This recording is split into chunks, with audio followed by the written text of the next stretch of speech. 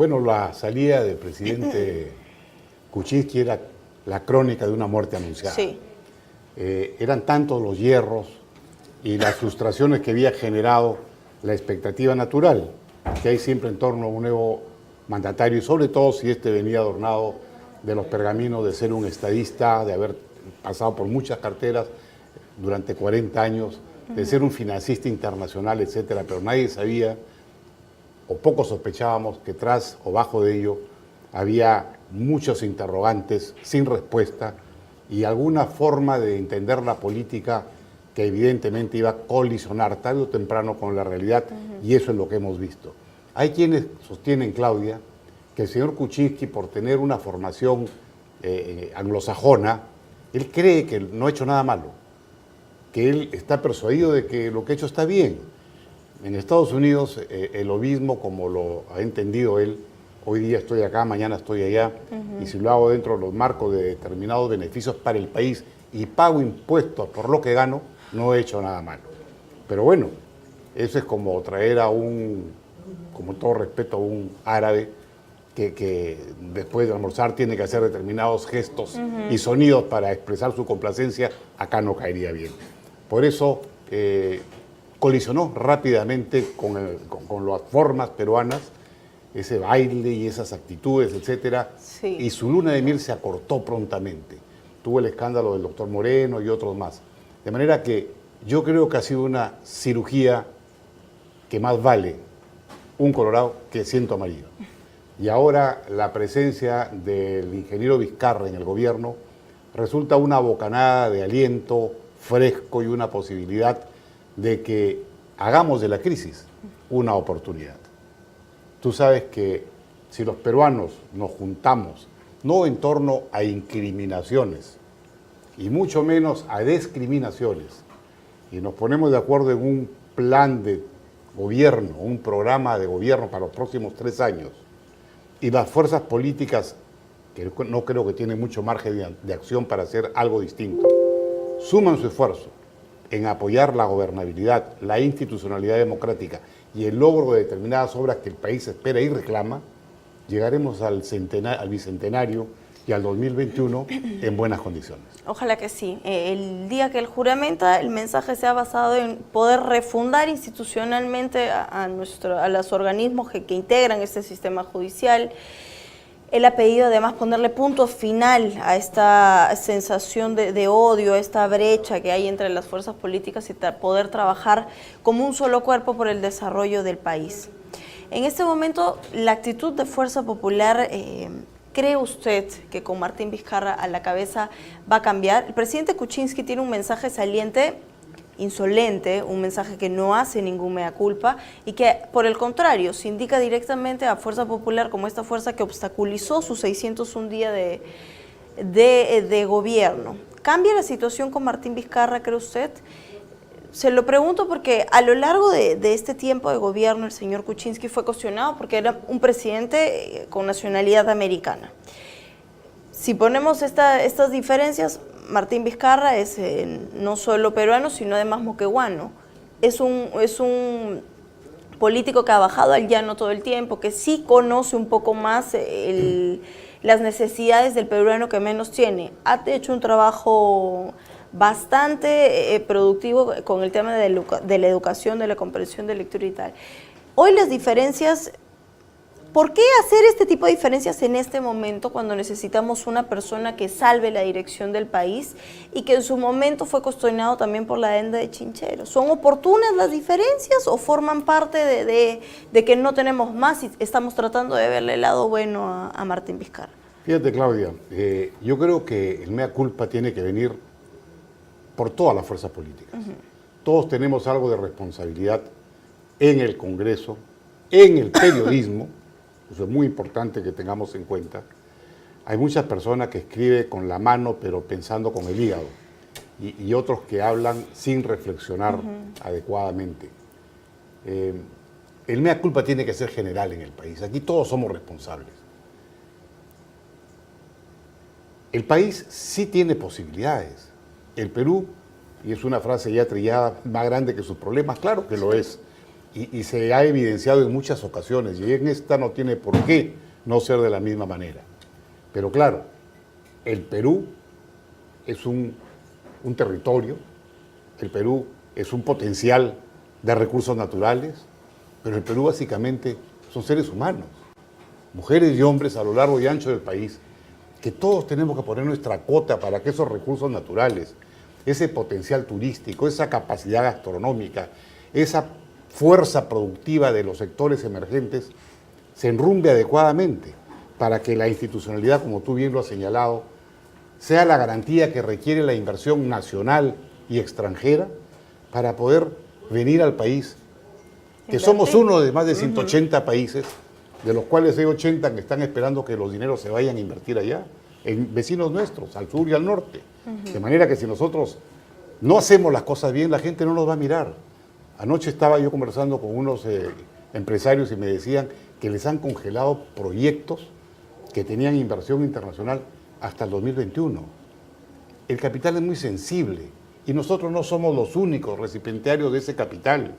Hay muchas posibilidades en otras latitudes, de manera que con responsabilidad nos toca a los peruanos, por cierto, con principal responsabilidad a los que han asumido un mandato del pueblo para representarnos, hacer las cosas bien, pensando en el Perú, pensando en las posibilidades futuras que bien llevadas a cabo van a ser el bienestar de 30 millones de peruanos, de los trabajadores, de los empresarios pequeños, medianos y aún de los grandes, de los profesionales.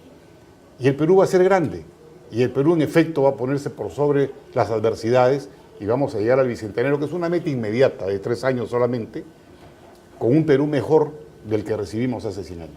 Ojalá que sí. Cuando hablamos de esta sucesión de mando también tenemos que referirnos a esta reconstitución de este gabinete. En este periodo de gobierno de Kuczynski tuvimos 2 gabinetes. El último fue llamado el Gabinete de la Reconciliación, del Diálogo y de la Reconciliación. Este gabinete deberíamos de cambiarle la denominación. ¿Qué le pondría usted y además a manos de quién lo pondría?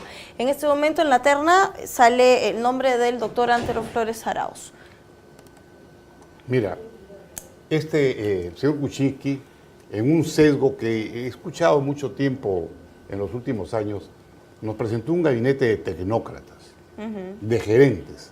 Pero una cosa es ser gerente de una cervecera, por más importante que ésta sea, como era el caso del primer ministro Zavala, y otra cosa es ponerse al frente de un ministerio, donde en primer lugar tienes que gestionar dentro de un parámetro que se llaman normas, leyes, reglamentos, estatutos y formas. Y eso un gerente de una empresa privada las vulnera y las rompe y las cambia cuando quiere. Esto no es así en la administración pública porque administra cosas que no son tuyas, que son de todos los peruanos. En segundo lugar, los tiempos y las formas son distintas. Y la frustración es muy rápida cuando te das cuenta que por más que anuncies reconstrucción con cambio y haya evidentes necesidades que resolver, no puedes avanzar al ritmo que quisieras. Tienes que concertar, convocar, y eso es una tarea de políticos. Los gerentes, los tecnócratas, en los mandos de ejecución, en el mando donde se hacen, en el lugar donde se hacen que las cosas pasen. Pero quien diseña las políticas, quien permite abrir caminos para que éstas se realicen, tiene que ser un político. Lamentablemente se ha denostado mucho de la clase política, pero la clase política, y yo le doy la razón a ciertos sectores, no es aquella que porque se puso en un lugar de una lista, muchas veces cuestionados, llegan al Congreso y ya se sienten políticos. La clase política me refiero a aquella que se ha formado en el civismo, en valores, dentro de marcos doctrinarios que tienen el Perú como norte y doctrina. Eso es lo que hay que hacer. Luis Alberto Sánchez decía, y lo traigo a colación en este Perú tan fragmentado, todos tienen un poco de razón. Si juntamos los pocos de razón, sale la verdadera razón, la razón con mayúscula.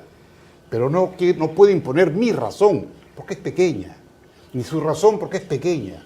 Juntemos nuestras pequeñas razones en función de una gran razón, que es la razón del país, del desarrollo, de la felicidad de las familias y de todos los peruanos. El señor Vizcarra ha generado una expectativa, y no es gratuita, porque su mensaje tiene un contenido esperanzador, sencillo, directo, 4 puntos fundamentales. A mí me llamó me entusiasmó mucho el llamado al pacto social, porque eso refleja la voluntad de concertar, pero al mismo tiempo es un corte con aquello que ha significado lo que hoy día se cuestiona. De manera que yo sí veo con simpatía, además, al hombre que, como tú bien lo has reseñado, sale de una provincia sin aspavientos, simplemente se compromete con una lucha por la educación, que es fundamental. Si nosotros no, él asignó el 30% de sus recursos a la región en educación. Sí. Si nosotros como peruanos no asignamos los recursos que se requieren, no solo para hacer los colegios que se caen, la infraestructura que se requiere, sino fundamentalmente para darle calidad al maestro, con buena formación, con capacitación permanente y con buenos salarios, entonces la educación es un mito, es algo que lo comprobamos cuando hablamos con un joven que ha salido del quinto de media y le preguntamos quién es Miguel Grau y no tiene idea. No tiene idea. O que no tiene idea cosas del futuro inmediato. Eso tiene que mejorarse y hay que transferirle recursos y administrarlos adecuadamente. Yo tengo fe en que la humildad, la experiencia y la cercanía del señor Vizcarra con la gente nos va a permitir que esta luna de miel no dure 3 meses como la de Kuczynski, Ojalá y no que se no. proyecte en el tiempo. Y si me permites, has mencionado un nombre para un futuro gabinete ministerial. Yo creo que tienen que ser fundamentalmente políticos y los viceministros o los directores generales, los técnicos. Políticos, lo pero que además saben. gente que denote honradez en este sistema donde las lealtades están bastante frágiles, ¿no? Sí, tienes razón. Estamos asistiendo a una suerte de guerra fratricida Sí. que yo deploro, lamento y que ojalá, ahora que entramos a Semana Santa, se iluminen estos jóvenes políticos que están enfrentándose fraternalmente y superen estas diferencias, como también entre grupos políticos, y no sea la sangre en el ojo lo que prime, sino la buena voluntad en el corazón y el compromiso en la cabeza. Has mencionado el nombre de Antero Flores Arauz. Yo quisiera decirte que yo tengo con simpatía por ese nombre, porque es una persona que está por encima de pequeñas expectativas y apetitos, porque tiene experiencia de gobierno, ha sido ministro de Estado, presidente del Congreso de la República, regidor de la Municipalidad Metropolitana de Lima, líder de una fuerza política con la que yo no comulgo, pero eso no lo descalifica, eso al contrario le da a él un compromiso con una ideología, con una doctrina y con una forma decente de hacer las cosas. De manera que yo creo que es una de las personas que debería tenerse en cuenta porque tiene buena prensa además y tiene la condición fundamental de poder ser aceptado en su diálogo, en sus propuestas, por todos los sectores y fuerzas políticas del país. Ojalá el señor Vizcarra lo tenga entre sus expectativas para ser primer ministro. Hay 2 militantes apristas que han ocupado carteras en el gobierno en los últimos días ya de este segundo gabinete. ¿Debería quedarse el señor Barreda? Yo apostaría más por el doctor Salinas. A mí me genera simpatía, no solo porque es hijo de un gran aprista como fue Abel Salinas, con quien trabajé mucho, sino porque él estaba dando muestras de compromiso, los médicos estaban contentos, el equipo polivalente de un hospital, donde están las enfermeras, los técnicos, etcétera, estaban satisfechos, lo veíamos trabajando en el terreno y había trazado un curso de acción interesante, pero el presidente ha dicho que se van a ir todos. Sí. Pero bueno, de todas maneras se puede revisar eso y tener 1 o 2 excepciones. Yo creo que la población saludaría adecuadamente. Ese indicado que Martín Vizcarra en este momento pueda hacer un gabinete, como usted bien ha dicho, tratando de poder enfocarse en este pacto social, que pueda llamar a gente de los diversos partidos y pueda consolidar un gabinete de esta manera, más concertado. Yo veo un poco difícil que sea un gabinete donde el partido A da 2, el partido B da 1, el partido C da 3. Eso lo veo más complicado. Pero yo creo que la concertación de voluntades se puede hacer en torno a un equipo político, a un gabinete ministerial que lo converse. Y no necesariamente tiene que ser el diputado, el congresista tal o el congresista cual, sino gente que tiene ejecutoria política, que tiene idoneidad, honestidad, capacidad comprobada y que las fuerzas políticas los vean con simpatía para que el pacto social se lleve a la práctica en el trabajo cotidiano. Si algún congresista puede ser llamado o es llamado, no lo descarto, pero no creo que tenga que ser un gabinete de congresistas o de políticos que están en estos momentos en el quehacer cotidiano. Puede ser un equipo de políticos y aún también de tecnócratas. Yo no estoy excluyendo, aquí no hay que excluir, pero tiene que tener un matiz fundamental, una característica fundamental de ser políticos idóneos, con honestidad y capacidad comprobada. Estamos ya en otro escenario, don Rómulo, ya tenemos nuevo presidente, en estos próximos días se definirá el gabinete. Y si en otro panorama estamos, es que se vienen los desafueros políticos, los procesos contra quienes en este momento estuvieron en este sistema de corrupción, ministros, congresistas, y además el presidente Kuczynski hoy le responde a la justicia ya como ciudadano de a pie. Se le acabó la protección constitucional y parece ser que se está tratando de seguir el curso de las investigaciones. Ya se dictó el allanamiento a sus inmuebles y además este impedimento de salida del país. ¿Usted en algún momento pensó que Kuczynski estaba preparando todo para fugar? Creo que no, porque cuando el fiscal Hamilton Castro pide que se le imponga la medida, la restricción de no salir del país por los próximos 18 meses, su abogado, el doctor Nakazaki, se allanó, dijo sí que estaba de acuerdo y que el presidente tenía la voluntad de permanecer.